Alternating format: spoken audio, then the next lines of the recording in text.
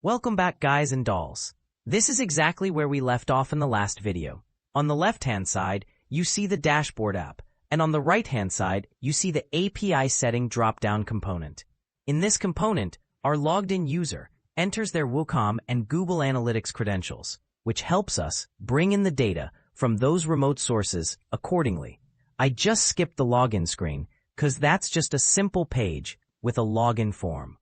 Let's reveal the application architecture next, and we'll start with the Supabase authentication.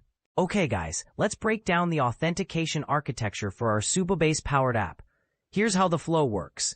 When a user logs in through our interface, an auth request gets sent to our authservices.ts file. This service handles all the heavy lifting, calling Supabase's sign-in with password, sign-up, and sign-out methods.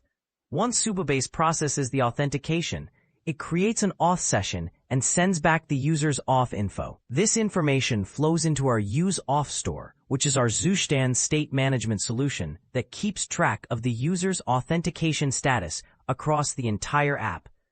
The Use Auth store then connects to local storage to persist user information between browser sessions, so users don't have to log in every time they visit our app. Finally, all of this gets wrapped up in our Use Auth hook at the bottom. This is the magic piece that makes everything accessible to our components. In the end, we use the Use Auth hook throughout all our components to maintain authentication status across the entire app. It returns the user object, session details, authentication status with isAuthenticated, and loading states with isLoading, giving us everything we need to build a smooth, authenticated user experience. One word of caution. This is a Vite React app. We only use this because our app will be internally used by our client's management team.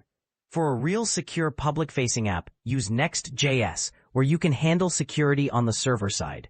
Next up, we'll see how the dashboard architecture works. Alright, now let's dive into part 2, the dashboard architecture. Once our user is logged in, they land on the API settings panel where they can input their credential data. This gets handled by our API credential service.ts, which stores everything securely in our Supabase table. Now here's where it gets interesting.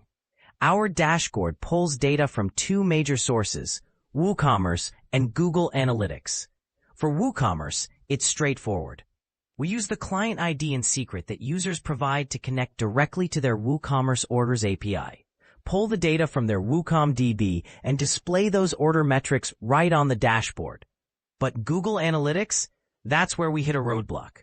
Due to CORS restrictions, we can't make direct API calls from our front end to Google Analytics Cloud. The browser simply blocks these cross-origin requests for security reasons. So here's our solution. We deployed a serverless function on Google Cloud that acts as our middleman.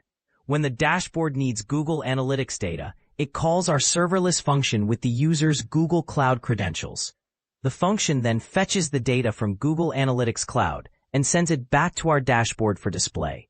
In the end, our dashboard seamlessly combines WooCommerce order data and Google Analytics insights into one unified view, all while handling the complex authentication and CORS challenges behind the scenes.